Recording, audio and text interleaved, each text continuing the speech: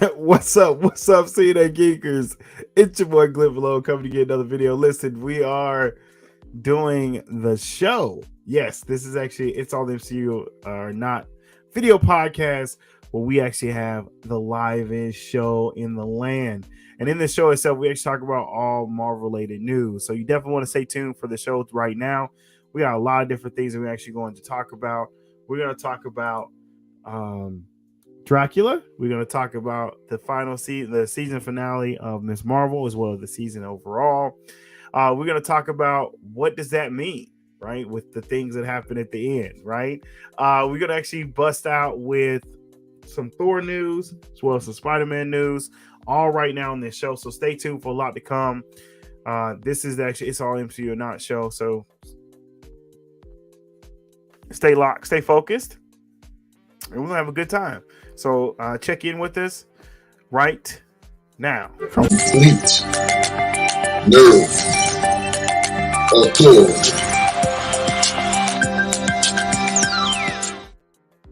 What's up, fellas? What's happening? I got actually my people with me today. I got my main man, JB versus the world. That's his name is JB that I know of, right? But I got my main man, JB, with you. What's happening, JB? What's good? What's going on, Glenn? How's it going? Man, look, it's been a busy time, man. Listen, the reason why we didn't do this show Sunday, it's a couple different situations that happened. Number one, okay? Number one, I was at my mom's house. And so being at my mom's house, like I was trying to, you know what I mean? Like spend time with the mom type thing, right?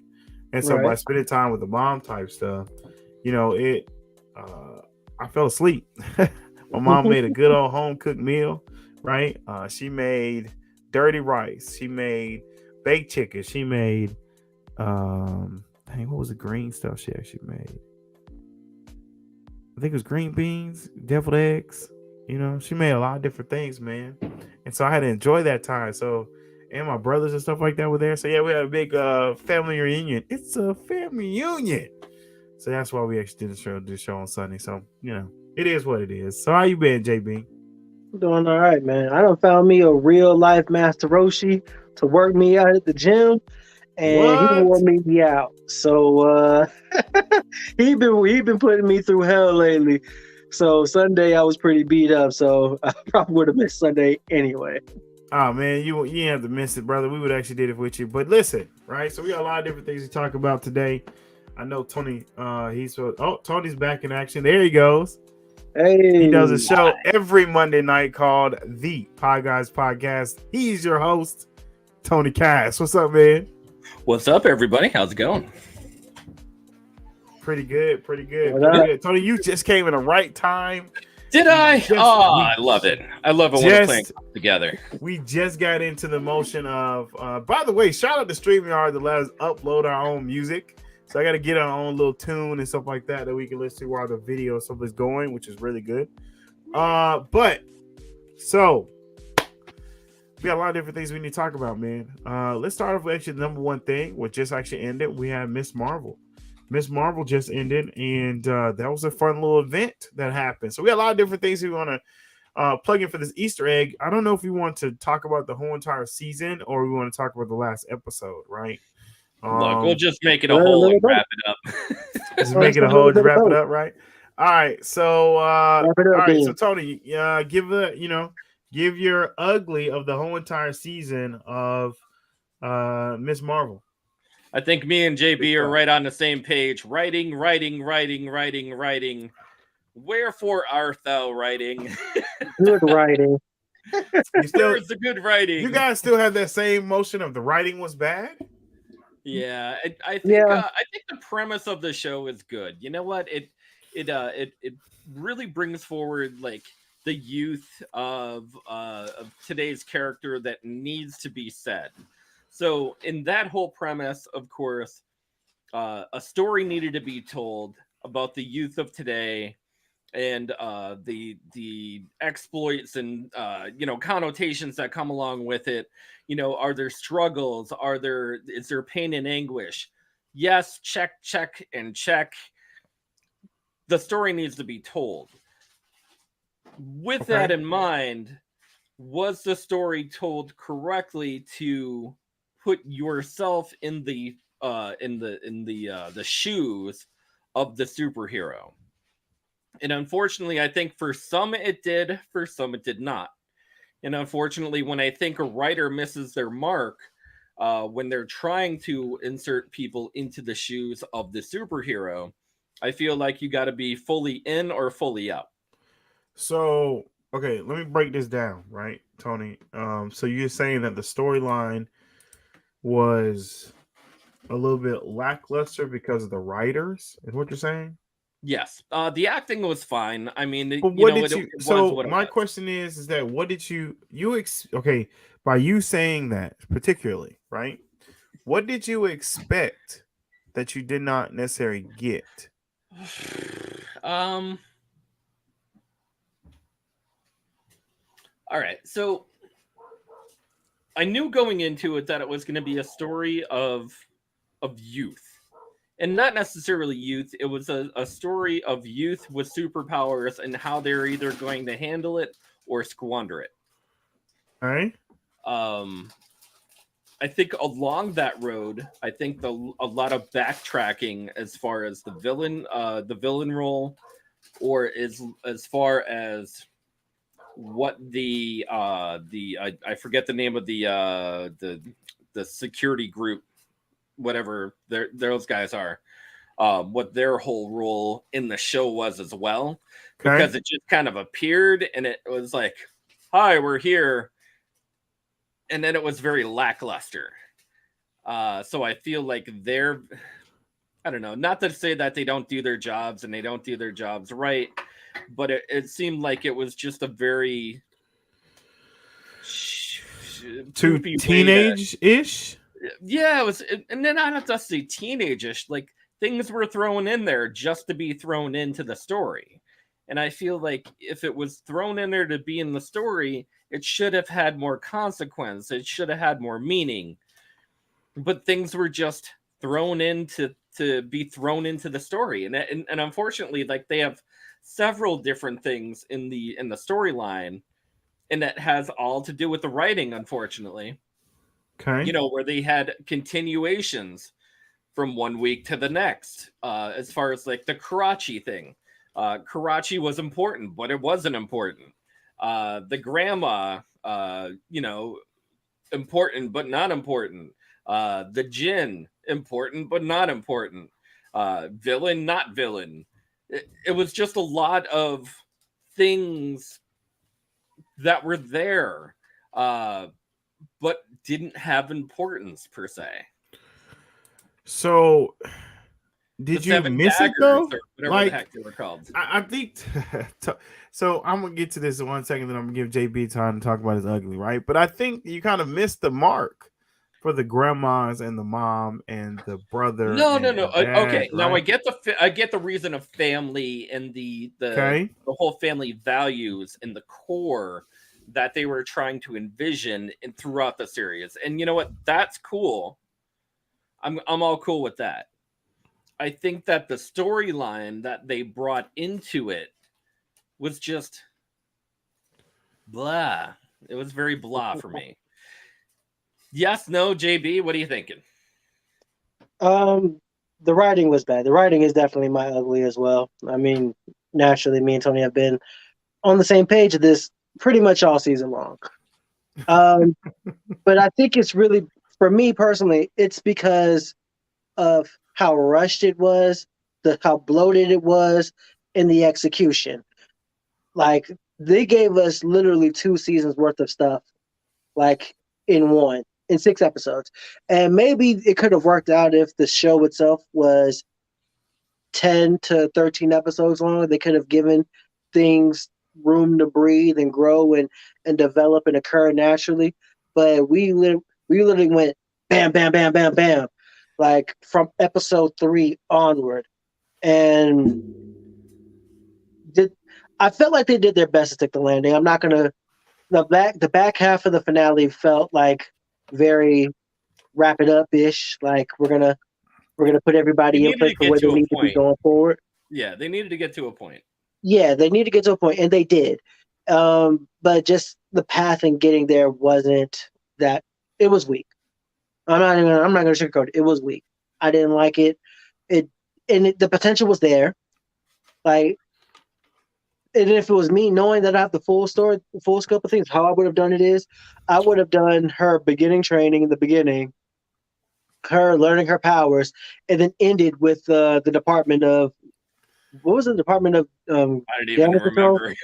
Yeah, the Department of Damage. I would have Control. ended. Yeah, I would have ended the first arc with them, and then do the clandestine in the second arc. Like, Damage Control. I felt like the clandestine didn't have powers, but they had powers.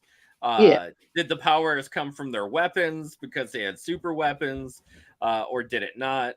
The Jinn are the Jinn, but they're not the Jinn because they're clandestine Jinn. And if you wanted to bring back the department lady at the very end of the second season or the second story arc and have her like work out her gripes and with Miss Marvel and trying to take her and Tom Ron and whoever else is left over down, then that would have been a good time to have that too. And maybe having her and Tom Ron work together for a mutual threat. But they didn't. They kind of just bunched everything together, and it was a lot. Like, it was a lot. But was Cameron even really a threat? No. He wasn't. No. But they tried. They tried to make him into the bad guy, and he wasn't a bad guy. It's like they kind of did, but they didn't even commit to that. No, they didn't even no commitment. It was commit thrown to that. In there to throw in there. And I predicted here last week that was going to be the case, but what we got ultimately was worse.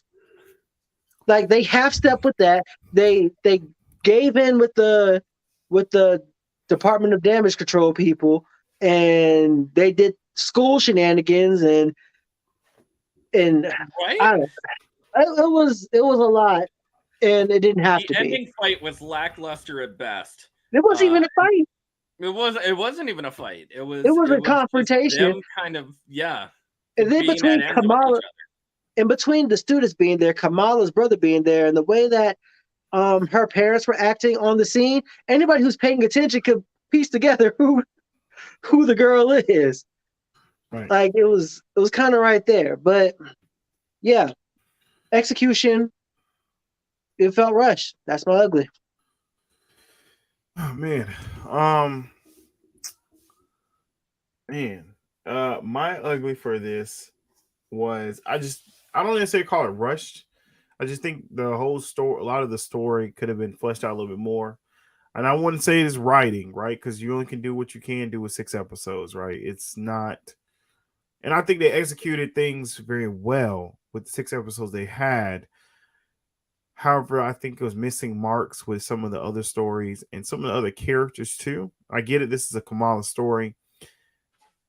However, I invested a lot of time into the family itself, like the dad especially. I think he's a really funny character, and I think he has some really good moments, right? Mm-hmm. And the brother, he felt right? Very the brother, dad-like. Yeah, and the brother was very supportive. Correct, and he just pops up out of nowhere. Like, where the heck you come from? You know, like I thought it was really cool to know kind of things that he actually can do. But other than that, I thought, you know, that was my only ugly. Like, I think some of the characters didn't get enough time to actually build on the type of relationship that we have gotten for them. And those are some really good characters, because you rarely get a lot of side characters, that is, in TV shows that are really good. Like, that's a rare occasion. That's not an often thing. So that's my only actually ugly, right? Mm-hmm. For the whole actual, you know, for Miss Marvel itself. So what's your bad there, JB? I think the bad is the lack of focus on who the antagonist is. Like, Marvel usually does a good job. JB, they had an antagonist in the show?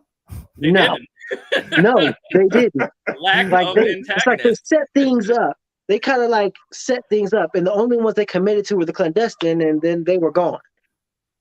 And then the little cop lady who was halfway in, halfway out, and then with Tom Ron, they kind of halfway in it. Like, is he gonna do a heel turn, or is he gonna like not? Like, they were half in, half out on that. They didn't commit, and Yeah, it was bad because like in the end of this conflict, at the end of this whole thing, Kamala, who did she grow from? Where did she come up against that she had to earn her stripes against? And nobody.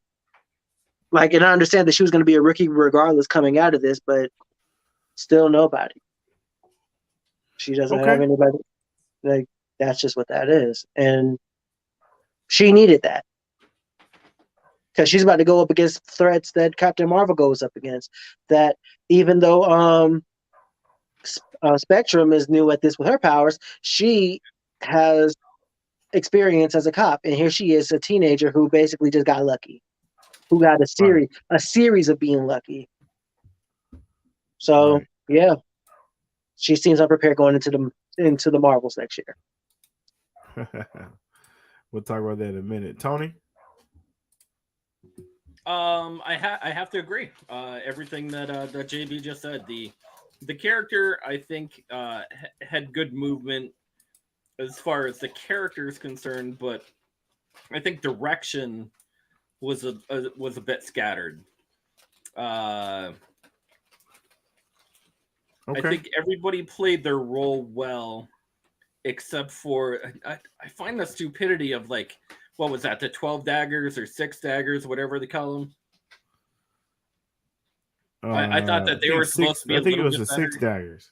Yeah, 6 daggers. I thought that they were supposed to be like a clandestine group. Also, not necessarily with superpowers, but there was 2 people. Like that's all we saw of that particular group.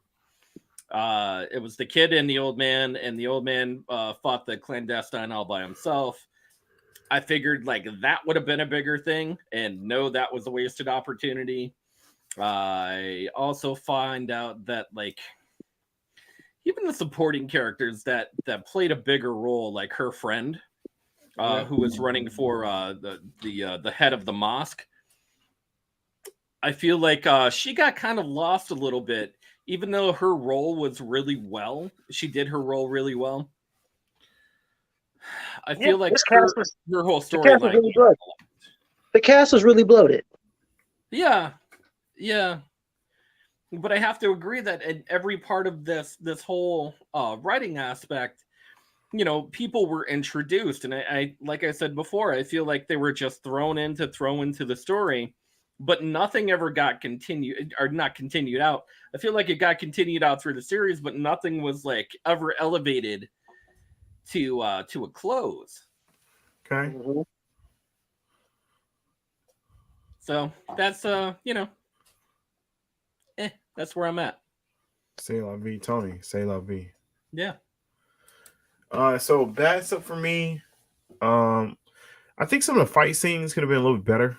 I think they were a little bit lack of action. And so it would have been cool to see a little bit more in that. So that's actually my bad there. My good part of it, getting to see another character, getting to see another culture.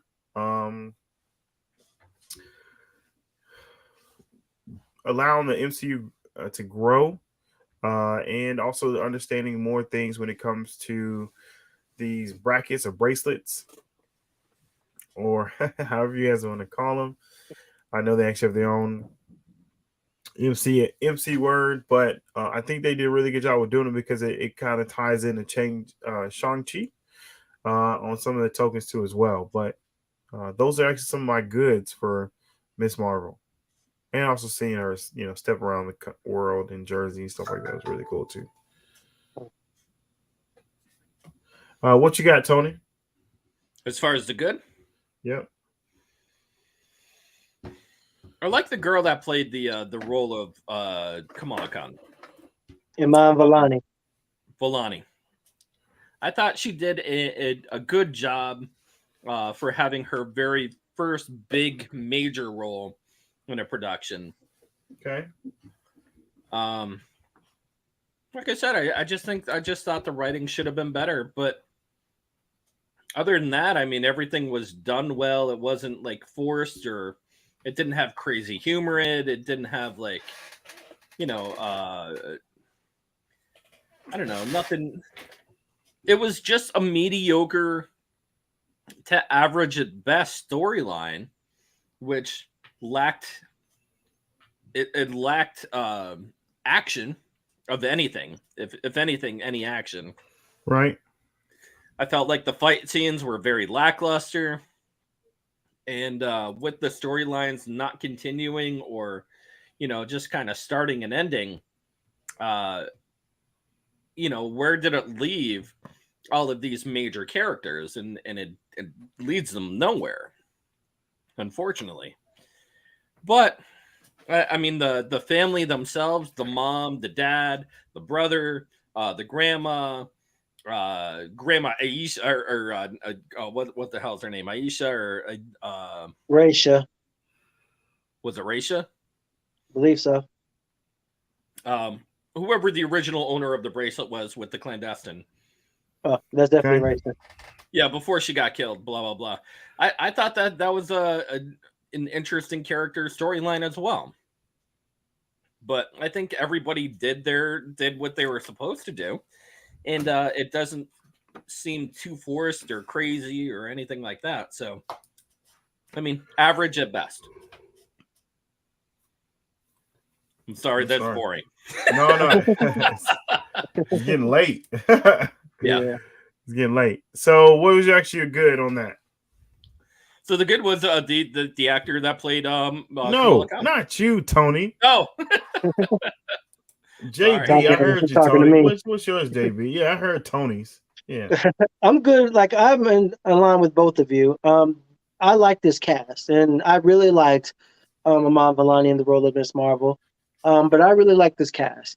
And there's a lot of youthful energy, a lot of exuberance around them, a lot of heart around them, especially as it comes to the family, seeing the different culture. And this is a project that we got in the MCU that didn't feel claustrophobic. You know what I'm saying? Like, even in like the Multiverse of Madness, like we saw like maybe like 2 or 3 universes, but only really explored one for real, and like half stepped into another. Spider-Man was kind of in New York and kind of stayed in New York, and everything felt close and nearby. This felt like it was part of a larger world, like even with all the references and everything that was involved in it, like everything about the setting and the cast was absolutely phenomenal. I have nothing negative to say about them. I enjoy seeing them, and I really wish we had more time with them so I can, spend more time with them, because a lot of good is going to come from this. And I love the representation. I love that we got to see a different culture so up close, and I talked to many people that are Muslim or Middle Eastern or Indian about this, and they all enjoyed and they all loved seeing themselves, and I love that for them. It goes back to what Tony said. The writing failed them. The writing failed this cast. The writing failed this setting. And as much as we've nitpicked about it, they did have some good ideas, and they did have some really good things they could have worked with. It just wasn't executed very well. Okay. So let's talk about the end credit scene, right? Because we got some things that we didn't expect to happen, right? So let's talk about the first one. And I wish I had to play the music with it where it goes. Da-na-na-na-na-na. So Here we go.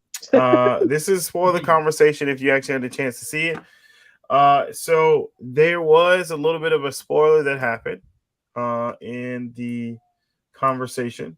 The spoiler that happened that everybody's talking about is that when Makala was talking, right? Was having a conversation with a buddy, right? And he pointed out that her genes are different compared to everybody else's, and they played the X-Men music. So, and the producer of the producer of the show came out and said, yes, Kamala Khan is a X-Men. So she is the very first X-Men in the MCU. No. She's a mutant. She's a mutant. Right? She's a mutant, right? Yeah. So not an X-Men, but a mutant. Sorry, obviously the two correlate together. But so JB, tell me, what's your thoughts on meeting the very first mutant in MCU? Kamala Khan has always been an Inhuman, and the humans definitely exist in the MCU. So them not making her Inhuman, it's a little disappointing. But I do understand Kamala was always intended to be a mutant before she was introduced as such. She was just turned into an inhuman later. So, I mean, if they're going to go with it, then fine. But I was hoping she would be an Inhumans because they do exist. Tony, what about you? I'm right there with you. Not much more I could add to the whole conversation. I feel like the Inhumans, especially with Black Bolt being in the Doctor Strange, Multiverse Madness Strange movie, really brought forward the thought notion that at least the Inhumans do exist on a multiversal plane. So, why not bring it in to the storyline that you're getting it from? I don't get it. I don't get why they wouldn't use the Inhuman storyline if you're grabbing something from the Inhuman storyline and not actually use it. You're trying to manipulate it into something else, but still add the word mutant in there. Right. And if you weren't going to commit to making her an Inhuman, I mean, roll with the Jen thing or just shut up. All right. So, Tony, did you get a chance to finish what you're saying? Yeah, I'm done. I'm all right. done. So my thing is like this, okay? So if you actually look in the comics, Kamala Khan had a moment where she thought she was a mutant. She's part of X-Men, right? Also in the comics, it did reveal that she necessarily wasn't a mutant. She was actually an Inhuman. So I believe this is my thing, right? I don't believe she's the very first mutant in the MCU. I think she's the very first person to be called a mutant or called having an alteration to her genes, right? As we know, the Inhumans themselves all have a gene, specifically a gene notion or something changed in their gene to let them know that they are inhuman, right? So all we know that, right? And I believe that we kind of they just wanted to give us something like the word mutant and or specify that she is a mutant by the producers versus just trying to wait. I would have preferred them not to say anything at all and us speculate what do they mean about that. And I think that that's actually one thing we're going to they're going to retcon or recon the situation with that because it's not necessarily what it is, right? But that's kind of the way I see it for her being called a mutant, right? I don't really think she's the first mutant. I think she's the very first Inhuman. I just don't think she's the very first mutant. That's my opinion, right? You can hate me if you want to, but that's my opinion, right? And she wouldn't even be the first of either one of those because we've had both of them in Doctor Strange. And before they took it away, there was Inhuman. Daisy Johnson was in Agents of S.H.I.E.L.D., which Kevin Feige had a hand in, at least in the first 2 seasons. Yep. Before it jumped the shark. Right. I still love that. I did. So comment below, let us know what your thoughts are with them calling her a mutant. She has a different gene. Love to know your thoughts. Also, to let us know what your review is of the latest season for Ms. Marvel. The good, the bad, the ugly. Comment below, let us know on that too as well. So the final thing, we had a post-credit scene, and in this post-credit scene, we got a chance to see Captain Marvel come in there. So obviously Ms. Marvel changed and saw Captain Marvel. So let me ask you, Tony, do you think that is a shapeshifter, Ms. Marvel? Or you think that's a real character, Ms. Marvel? I think just like the time travel thing, it is a jump in between alternate universes. But I don't know if it's a time stream change or something happened with Ms. Marvel, but the switching of bodies doesn't make any particular difference to me. Zero. Okay. What about you, JB? Oh, they totally swap places. And I think that's going to kick off the event of the movie. I agree. I believe that I believe that I'm trying to piece things together here, so follow along with me, if you will.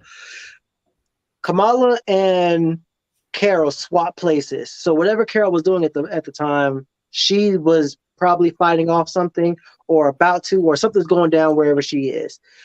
Carol is here. She needs to get back, and she recruits help from Spectrum to help her like go there, fight that threat off, and also rescue Kamala. And I think that's what gets Kamala involved. I like it. I think the same thing. I think that it was a switcheroo. And in this switcheroo, we're gonna find out more details of why they got switched. I think it's something to do with her bracelet, but we're gonna wait and see and find out what's going on. Now with it's that. still same mentality, just different body.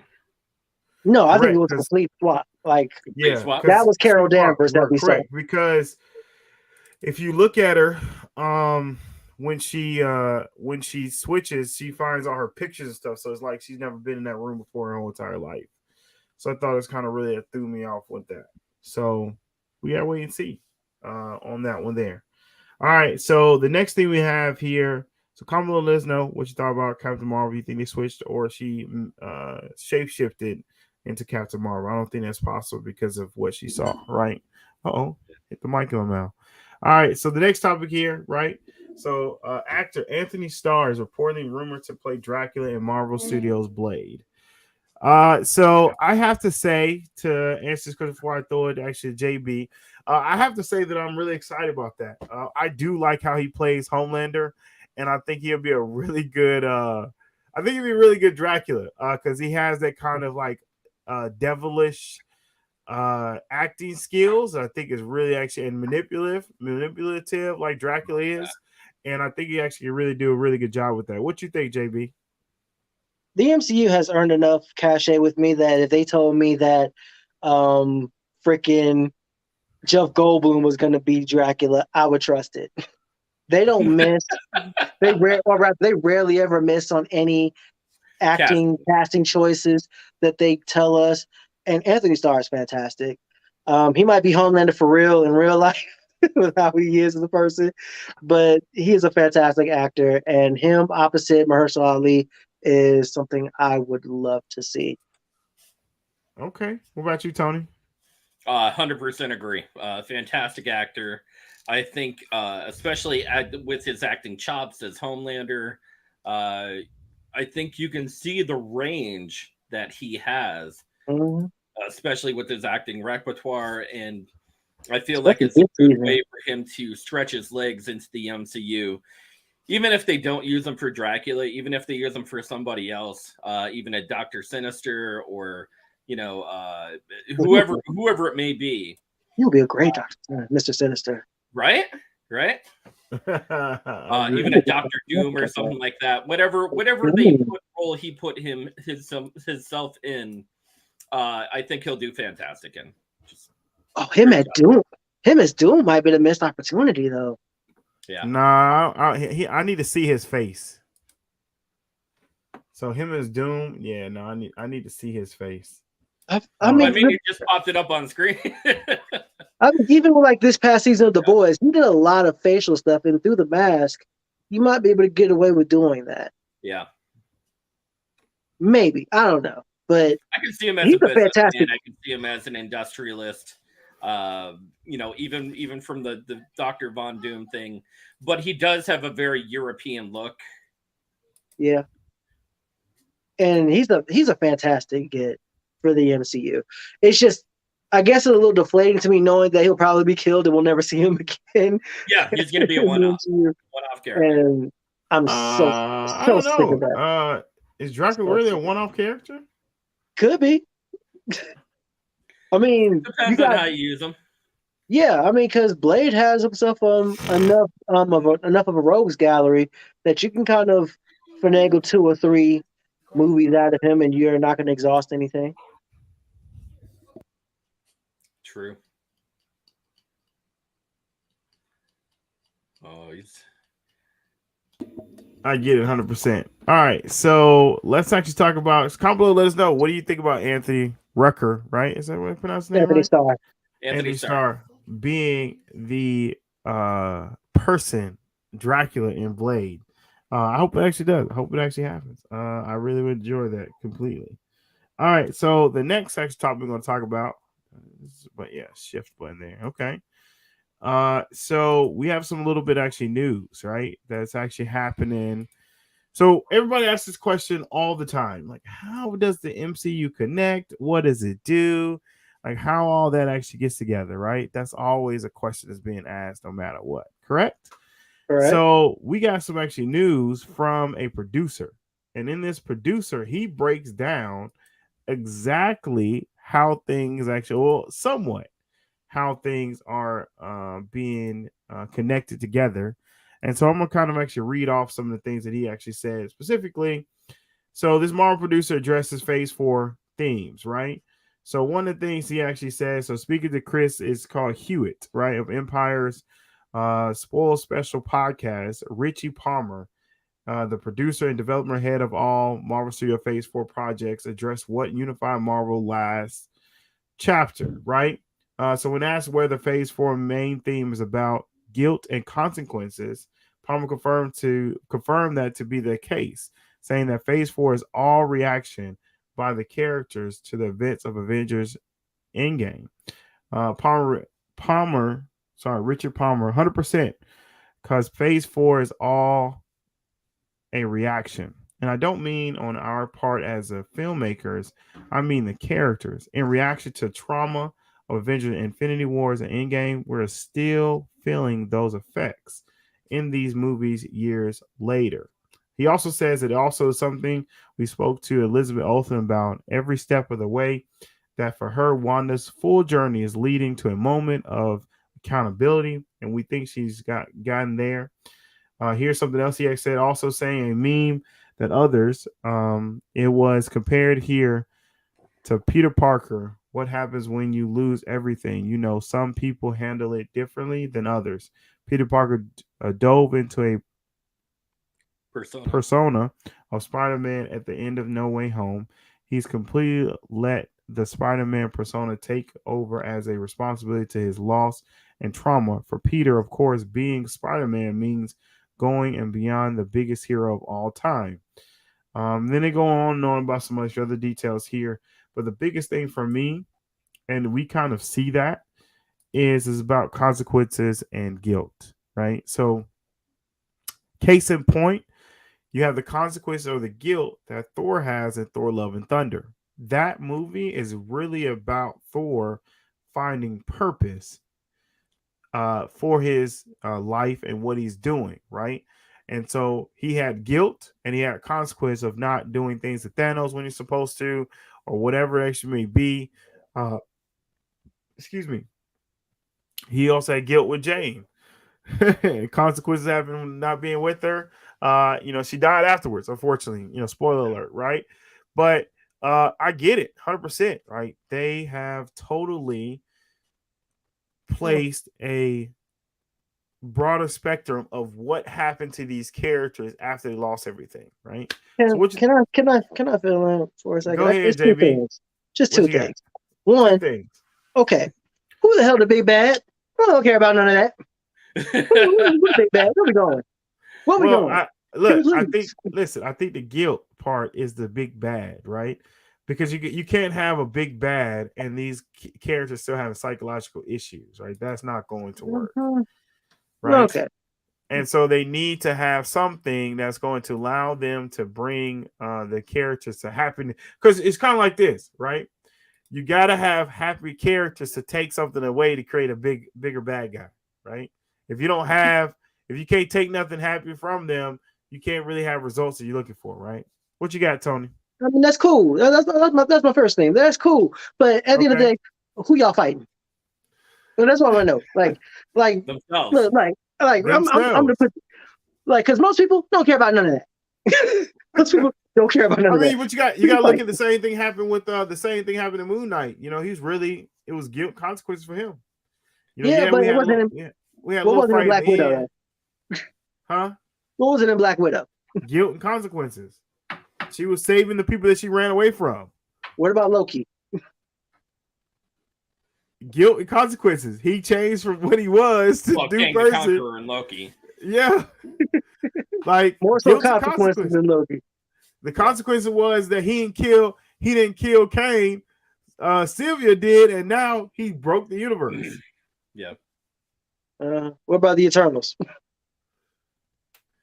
That's dealing with guilt and consequences, not doing what Not the doing what they gods were told. told by the Celestials. Correct, I'll probably and say then that's more get along the taken away. lines.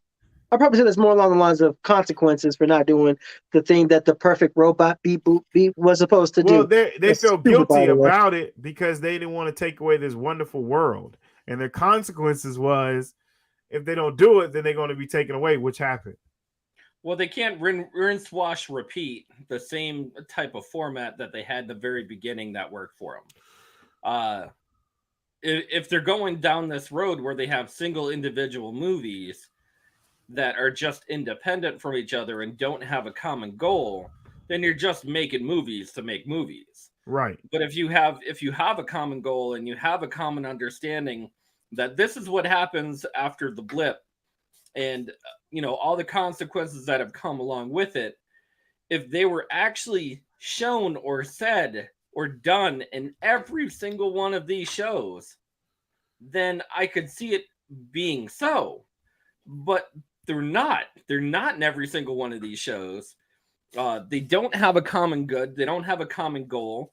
They have just independent writing and directing just as themselves for a standalone movie, and not to say that it's not like nitpicking as far as what they want to put in, what they want to omit, but I kind of get it, JB. I get where you're coming from, but and also, like, what is the direction? Like, you're branching out all these different stories and everything's been kind of streamlined, or even if it hasn't exactly been in line, the road to getting there was mostly there, and with the exception of the Guardians, but they did what they had to do with that.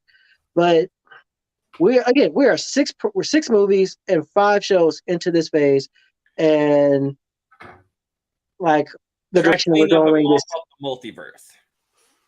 Is it like, yeah, they've talked about and explored the multiverse some, but also, is that really a thing? Is it going to be Kang, or is the multiverse there in the background just to be there? Like, what are we doing? Are we doing the gods? Are we doing celestials? There's a lot that they're throwing at us, and there's no centralized direction yet, and that is kind you of have to remember, right? You have to remember in the logic of TV, right? In the logic of TV, okay, you have a long drawn out storyline. The long drawn out storyline is the big baddie, right? But you have in between situations of bad people or bad situation happen. They take you to a long drawn out situation. This long drawn out situation could be dealing with gods, right? It could be dealing with the Celestials, right? We don't necessarily know. Or the long drawn out storyline could deal with Kane. Because the Kane was one of Fantastic Four's biggest villains, right? Correct. And so it could all deal with Kane overall, but then you have smaller villains to actually cause, like Loki was a smaller villain. Your other characters have smaller villains that take you to the bigger picture, to Thanos, right? And so ultimately, these smaller stories like Celestials, the gods, could take you to Kane, who thinks he is a god, right? Who believes he is a god that can actually adjust, change things around. So we could be looking at something like that, right? Ultimately, I think Kane is going to be the back because, Quantum Mania, right? We're going to see more Kane and get more understanding of what he's doing. You got your Loki season 2. You have, I feel like this year has been wasted stuff as well. I feel like this year has been wasted, not necessarily on the storyline, but people are going to get 1 year before it actually continues up on the storyline as far as the quantum verse and the multiverse between shows and movies and stuff like that before it even picks back up for a big baddie. And everything you said is correct, Glenn, about them, like there being a big overall storyline and smaller storyline. But in between time, you got to breadcrumb me. You got to give me something to hold on to. You got to give me something to latch onto. And to this point, they haven't done that. Well, look, they actually have. Let me explain, right? Because let me break it down to you, right? Are you JB? No. Do you not know? Wars, right? In Infinity Wars, right? When your character, when they died, right? Or when they got snapped, right? Turn the dance. Whatever, right? You felt a loss, right? Most people felt a loss when the characters disappear. Okay. So I Right. believe they're reinvesting your time to believe in these characters again, or have faith and actually to still feel these characters, to that moment that characters start disappearing again, you have that same type of effect. You can't automatically give your bad guy or whatever it may be and start killing off characters, because you don't build that same type of effect of, oh, I invested my time into this wonderful character. How are you gonna kill him off, right? So you got to kind of do that so that it can be. So this is the investment time, right? Because we even had the same investment time, thinking like phase 2 or something like that, to the moment But after we've had Avengers. 12 years of We investment. had that investment time, right? So we had that even with Iron Man 3, which people didn't really like. That was an investment time of believing in Tony Stark again after the fact, right? So everything has been after the fact. When you have big events, it's been after the fact. So I think this is the time we invest in these characters.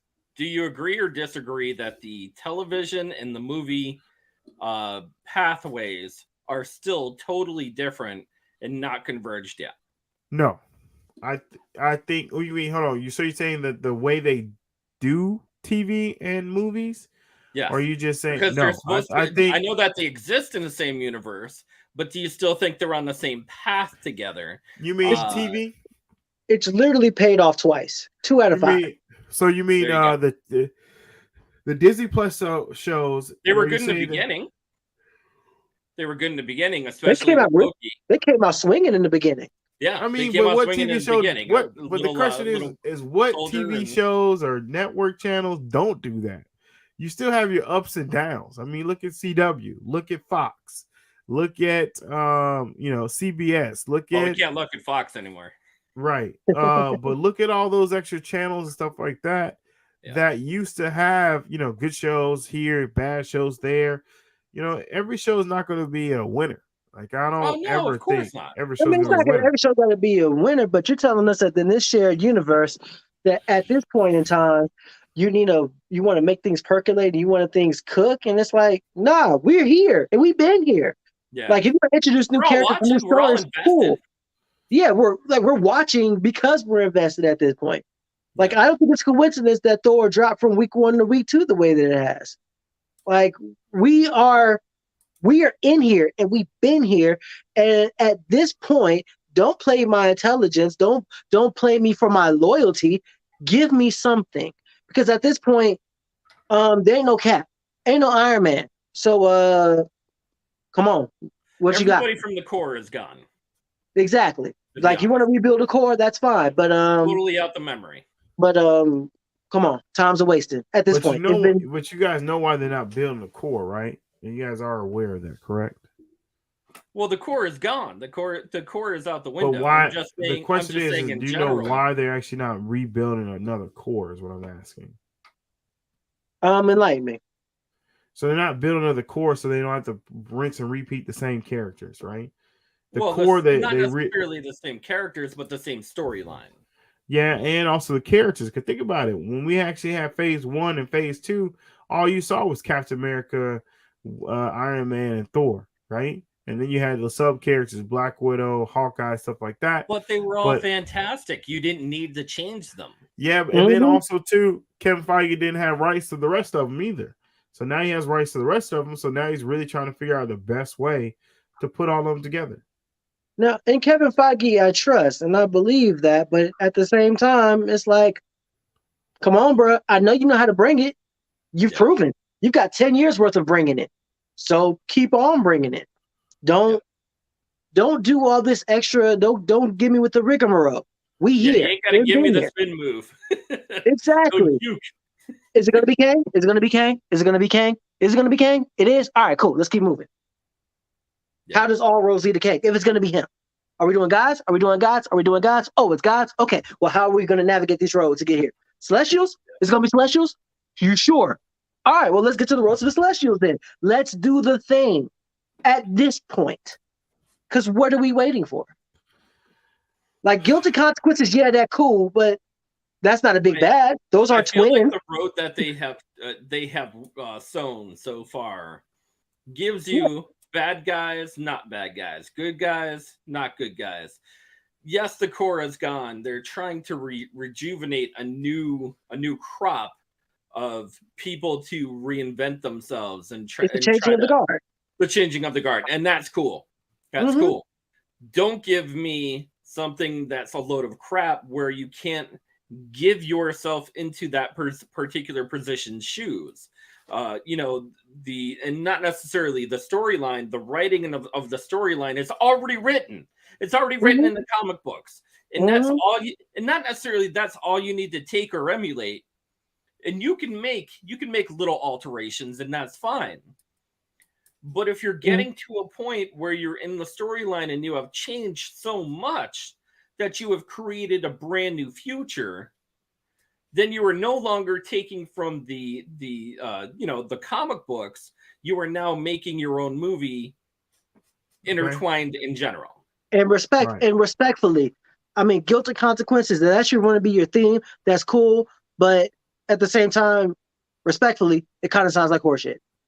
Because even with Thor, like, you want to do guilty consequences with Thor, okay, but how does that fit into your bigger narrative? Because what they basically could do right now, from this point going forward, is write off Thor. If Thor could disappear right now after Love and Thunder, and that would be that, and nobody can be none the wiser.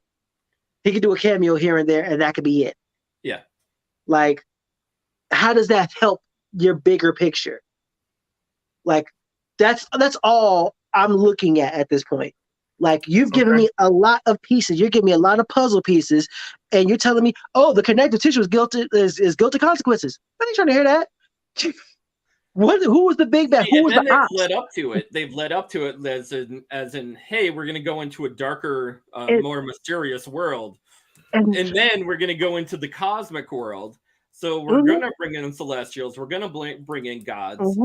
That's cool. If you're going to go down that road, make sure that you are in your Tesla marked in for that destination so that when you get there, you are still on that road. And don't sit up and tell me, like, 2 years and 11 projects later, oh, yeah, by the way, it's guilty consequences. Yeah. Like, if you were so committed to that theme, it would have been spelled out. Yeah, I agree. I got you. 100%. All right. So comment below, let us know what you think. You know, is that what you guys actually believe that guilty consequences? You know, is this something that you think is different or the same? Love to actually know your thoughts. All right. So speaking about Love and Thunder, right? Love and Thunder. There's an article right now. Love and Thunder actually won the second weekend box office. They've made over $500 million. A lot of people out there say it's going to do more than it did Ragnarok. I don't think so. So, Tony, what'd you think about Thor: Love and Thunder winning second weekend and making $500 million? That's cool. It's a very soft, not necessarily even soft, because by the way, that's Maverick, in 10 days. Just putting that out. Yeah, Maverick actually on its opening week made more money than Thor: Love and Thunder. So I mean, you know, it's a very soft opening, soft week for them to come out with a movie. Congratulations, you know, for silver medal, bronze medal at this this lovely backyard shindig. That's all it is. You're at the family reunion and you've just won yourself the paste-it sticker. Pin the tail on the donkey. Yeah. I mean, if it was a harder opening, if it was a harder, you know, and granted, things are getting back to where, not necessarily to where they were, but with things getting better at the movie theaters, them taking in more of a budget and actually getting more release time and stuff like that, kudos to them. Congratulations. So what you think about it, JB? I agree with everything Tony said. I think a part of it is the boom that the fact that people are getting more comfortable. Man, stop thinking about what Tony. I'm just kidding. Go ahead. What are you saying? Me and Tony be like this. I know we're not wrong. We're not wrong with each other. Like, I think a lot of it does have to do with the fact that the world is opening up and people are being more comfortable. Again, congratulations to them. And we don't talk about Top Gun on this channel, but congratulations to Top Gun. They did cross a Billy, so good for them. But I guess it just kind of is what it is. I have my gripes with the movie, but I also said in my thoughts and opinions of it that I understand why people who are casual moviegoers wouldn't like it and enjoy it. And if you like and enjoy it, then you go out and you do that thing. You enjoy those things. And I hope that the people that did go see it, that they do good and they had their fun with it. Yeah, I hope they enjoyed it. Yeah. That's it. I got nothing. Tony pretty much said everything I possibly could have said. I think it's actually really good. See, I'm a little bit actually opposite you guys. I think it's really good that they got a chance to get 500 million. I think that a lot of people actually doubted this movie. A lot of people thought the movie wasn't going to do that well, and I think it did stand on its toes. So that's a really good thing that it got an opportunity to stand on its toes and do the things. I think overall it's probably going to hit that $1 billion mark, especially when it goes to sales and pre-release and video and stuff like that. By the way, it is probably going to hit Disney Plus first before it hits video on demand. So probably, yeah, that's been the trend. Yeah, I think that was the master plan, anyways. Always. You thought they weren't going to do that? No. Well, I mean, pre-pandemic stuff, post-pandemic, blah blah blah blah blah. Anyways, continue on, sir. All right, so this is a topic that Tony actually brought into my attention. I'm actually gonna let him actually break it down here, but you can't really see it. Too many ads on this here, so give me a second here. Let me adjust these ads here. All right, boom, there you go. If any decision makers out there see this, please, no more Jurassic Park movies. Hey, we need to talk about just movies in general, JB, because I know you like them. All right, so Tony said this to me. It's exclusive. Javier Bardem has joined Marvel as a major villain. Now the Phase 4 is fully swing. Marvel Studios is starting to bring in big guns. We have reports of everyone from Cameron Diaz to Margot Robbie to Ryan Gosling. Gosling, looking to be brought into the Marvel Cinematic Universe. But this one has to be most exciting so far, according to our trusted and proven sources. Spanish actor Javier Bardem has joined Marvel and will be playing a major villain. There are many roles Javier Bardem could be playing as a Marvel Cinematic villain. We're going to go ahead and speculate that he will be playing Nathaniel Essex. Nathaniel Essex, better known as Mr. Sinister, right? So this is all speculation. This is, by the way, guys, this is speculation for anybody who's watching the show. It is speculation, yeah. This is not concrete, nothing like that. But we did actually we were having a conversation about him playing Sinister Six. So what do you guys think? I like his actual face up like that. He looks like he handled it. Javier Bardem played in No Country for Old Men. He played the main antagonist in that movie and did a fantastic job. So, as far as acting credits and stuff like that, check him out in No Country for Old Men. In that particular article, they actually give him a makeover as far as Mr. Sinister and that particular role, that they're looking forward to.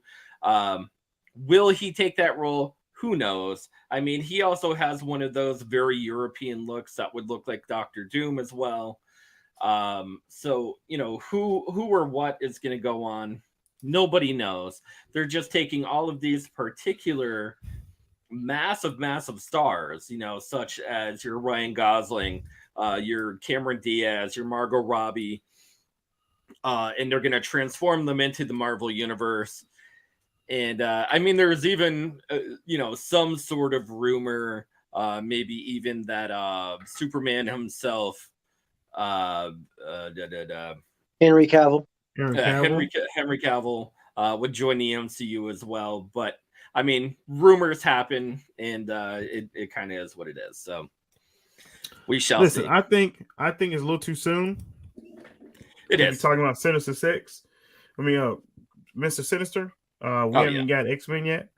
Exactly. I think that one of those things that we need to really,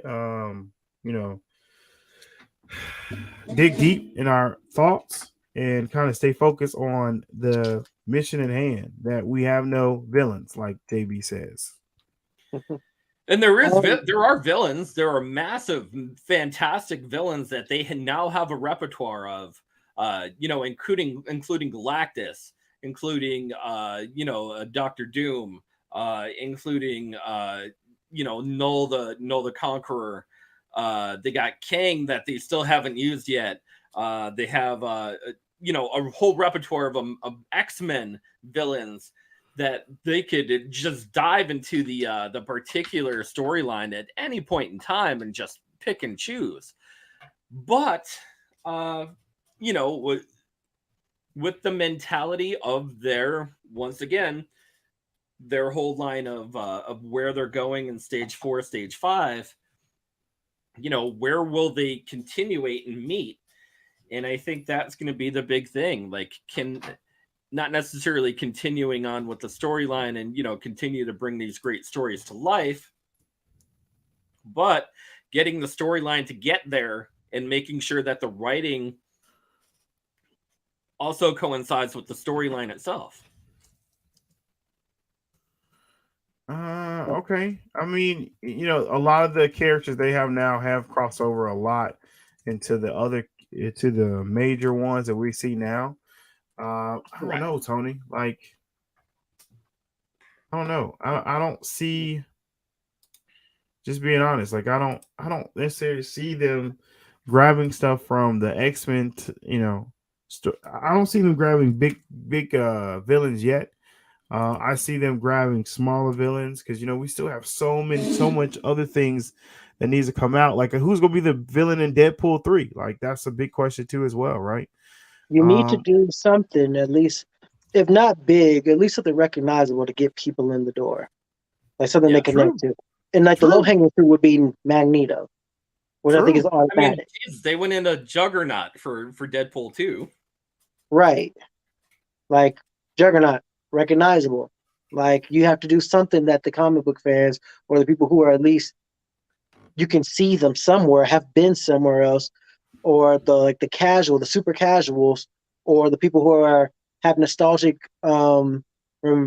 memories of those older shows and properties can say, it's that guy.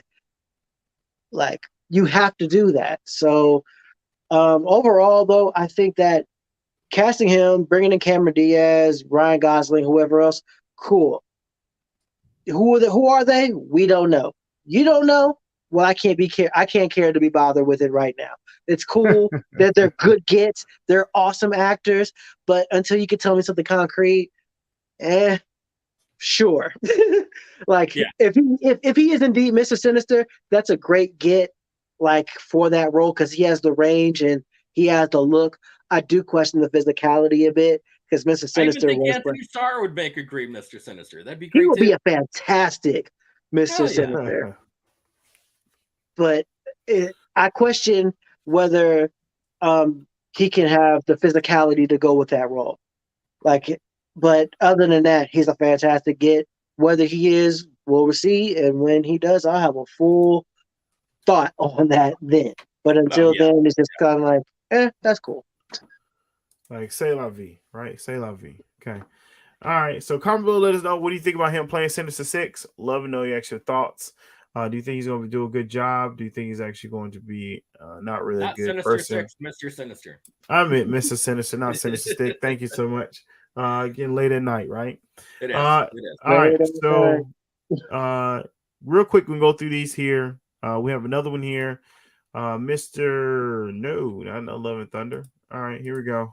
Thought I put that in there. Here we go. I'm changing it now. And we have some news that I Am Groot is releasing to theaters, but with a catch, right? So this is actually coming to theaters at some places that they can't put it on Disney Plus.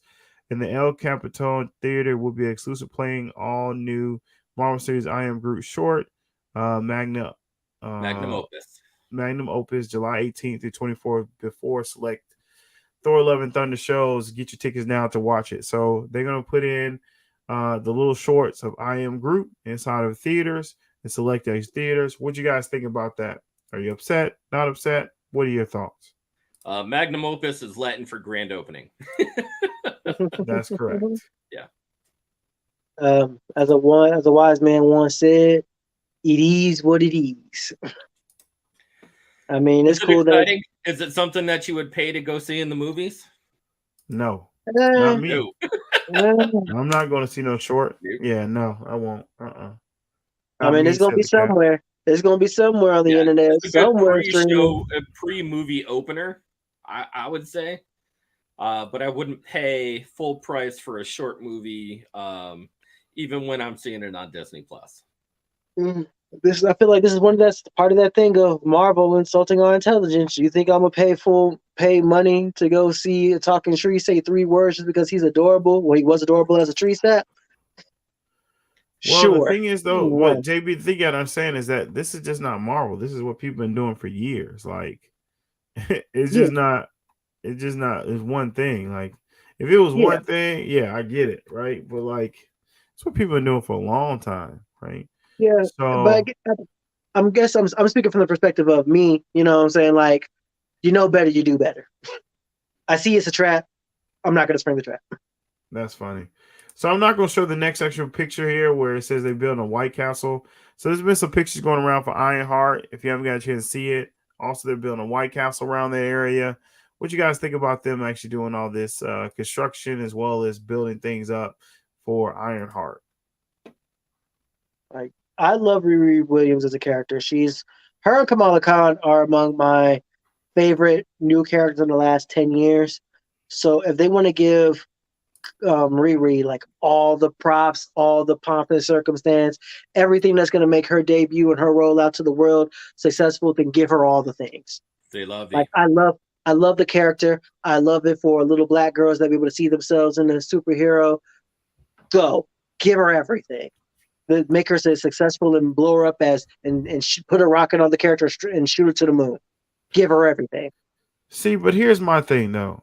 I really don't want them to do what I think they're going to do and give Riri Williams the smart person in the MCU role.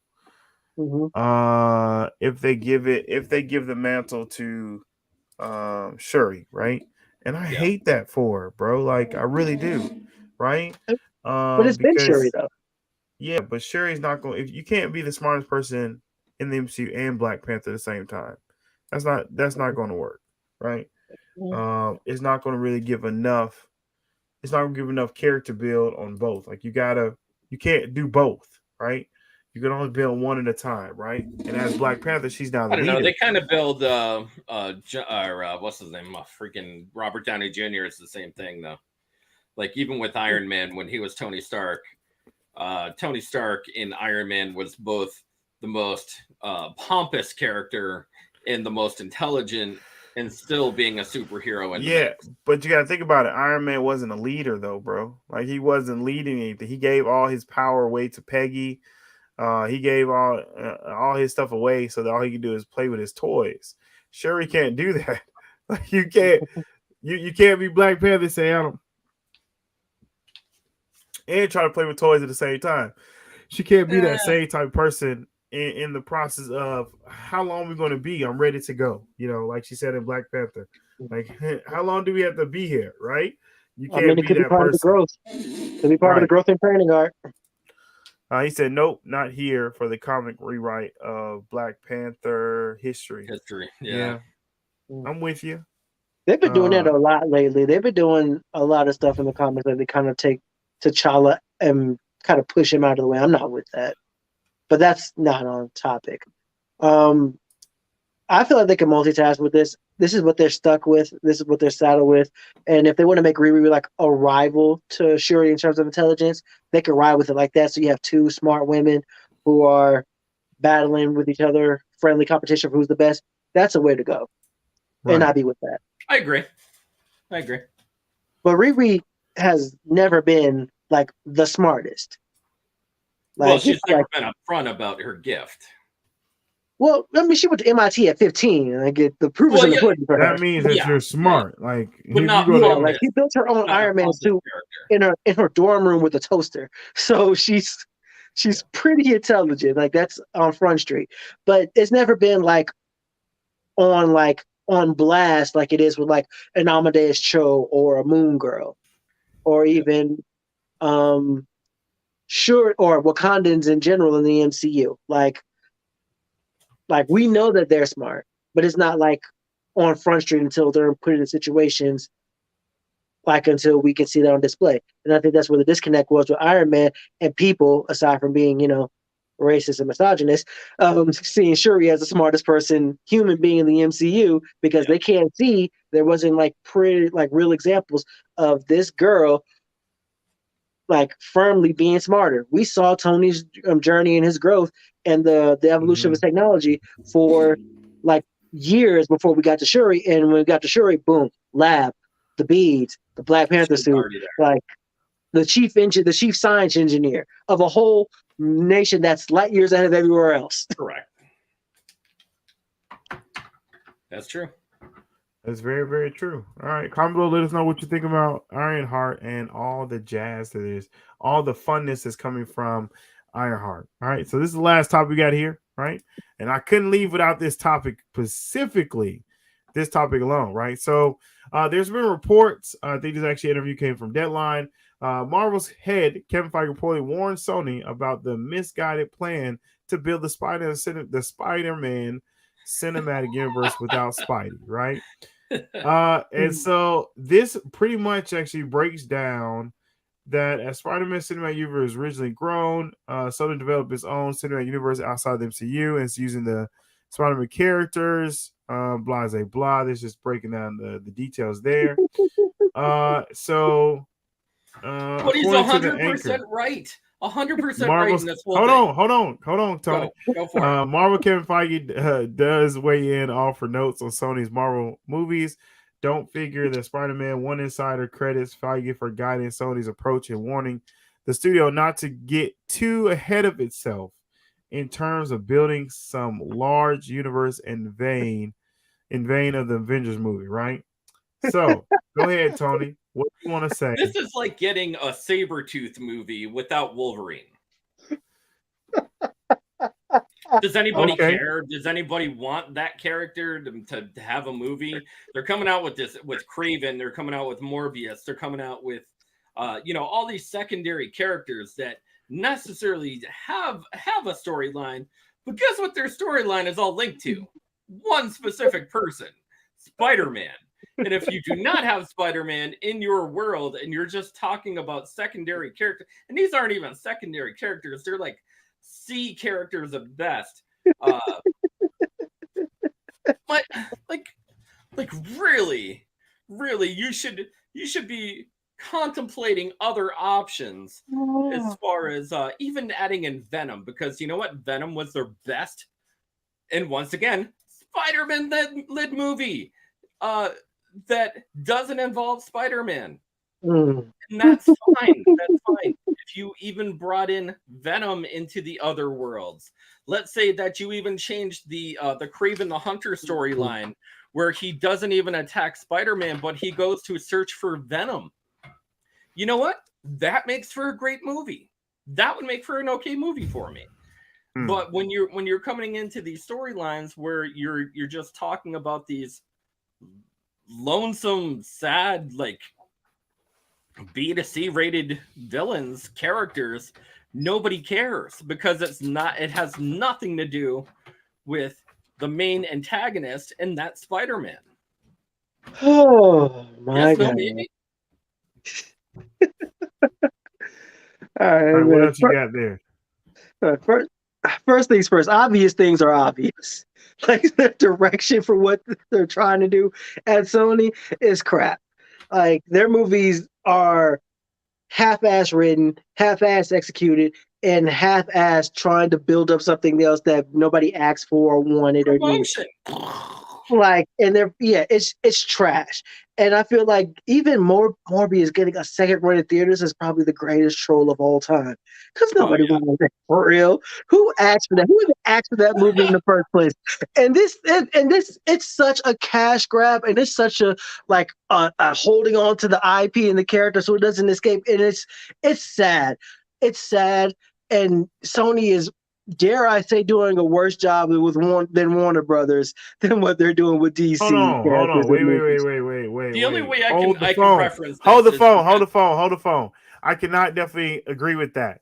Warner Brothers did a whole lot worse job than Sony has done, right?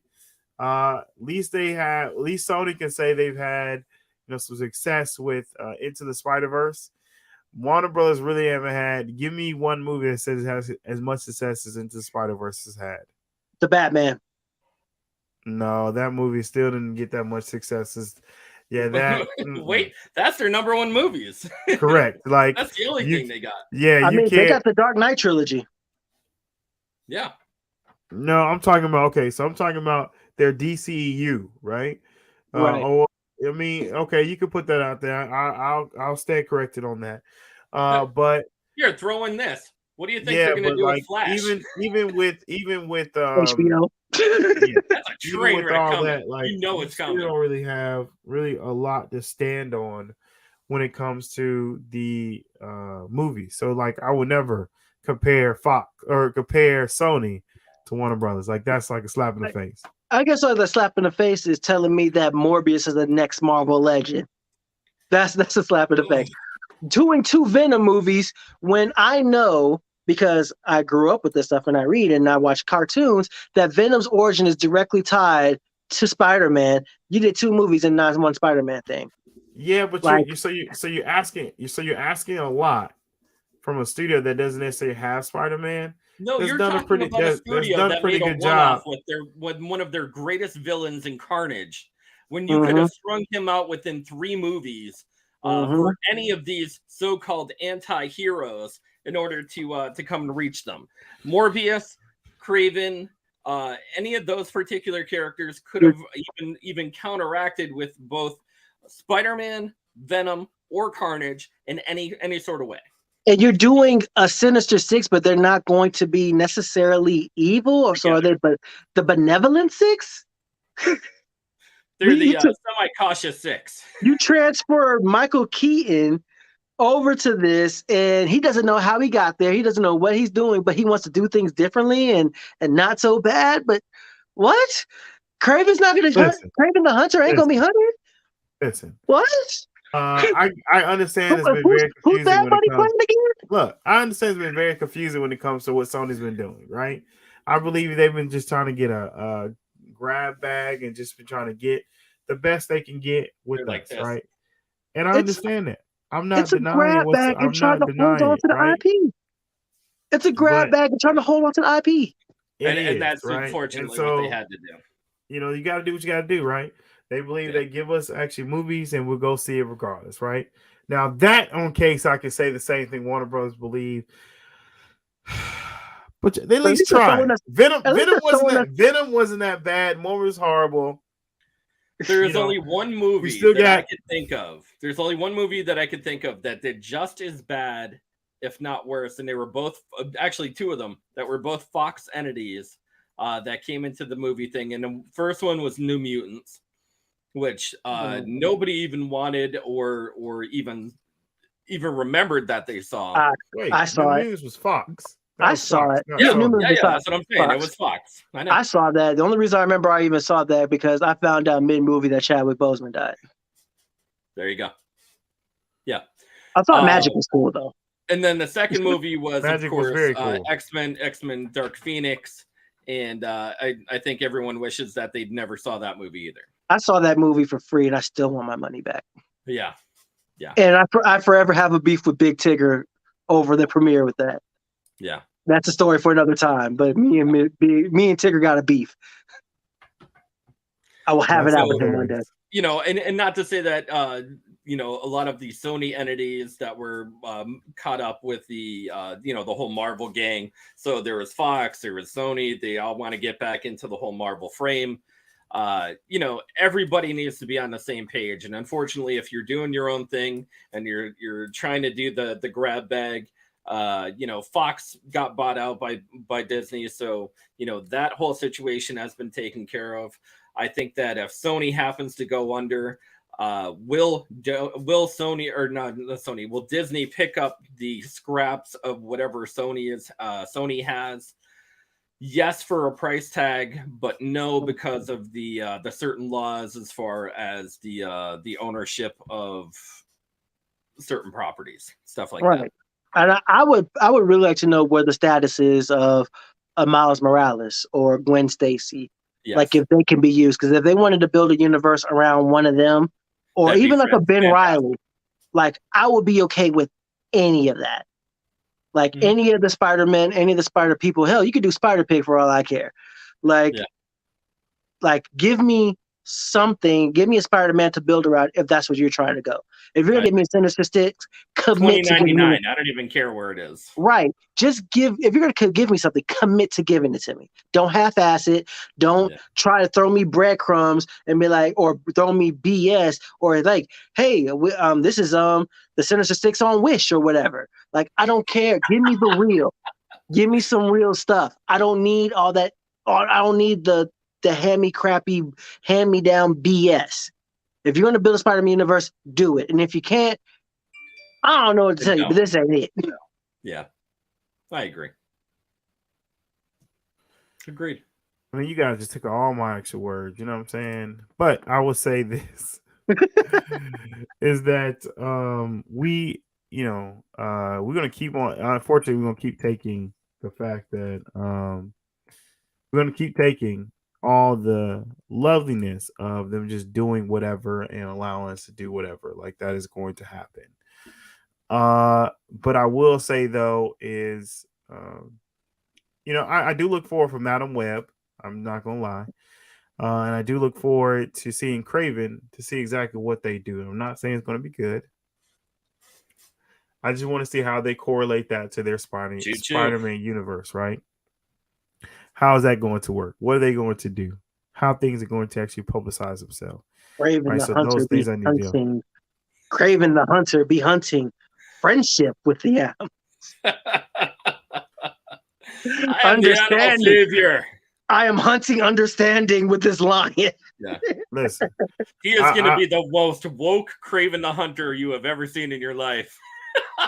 Listen, I don't need nobody woke. I just need them to give me. He's going to be Craven from the Savage Land. It's bad enough you got this. You can give me Craven. Just give me Craven that is the person that is trying to help his loved one. His whole thing was trying to help his loved one to accomplish, like, to not die, right? That's why he took the medicine. I mean, that's why he was who he was. So if you do that, do a love story type situation, I'm cool with that, right? I got no problems with that, right? And you are fighting against other scientists and stuff like that, which it reminds me of another movie that's horrible. And did that not remind you of a movie that we've already seen? Morbius, right? Yeah. I didn't see Morbius. You didn't see it? No, I saw a Bad Idea and I ran. I saw that. I was like, nope. Nope. You should still see it. Give it a shot. Give it a try. Don't. Good for Tyrese to get that bag, though. Good on him. Yeah. Don't. You go, Tyrese. You get that paycheck. Yeah, you get that money. Congratulations. Let's end this show. Come on. Let's do it. Yeah, I'm about to do that now. I'm waiting on you. Since all this laughter and stuff like that you guys got going on, waiting on you guys. All right. We were talking about Morbius. It's funny. Yeah. So that's the show. Thank you guys so much for watching. Really appreciate it. JB, appreciate you, brother. Let them know how they can find you, dog. You can find me at JB versus the World. Like it's over here. Yeah. You can find me at JB versus the World. Spell it like that on YouTube, Instagram, Facebook. And you can find me on my central hub at jbversustheworld.com.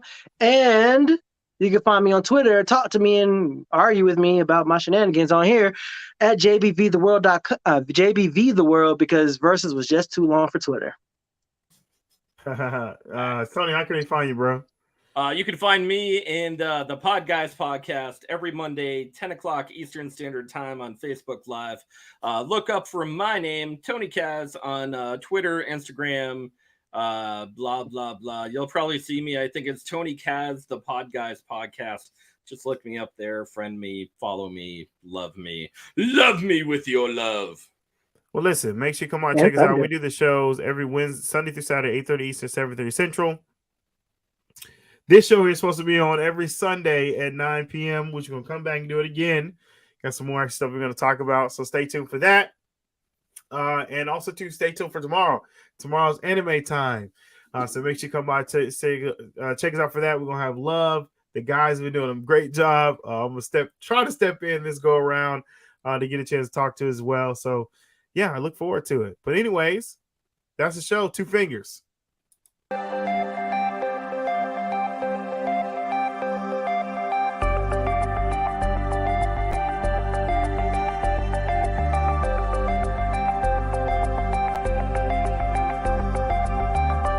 Complete nerve authority.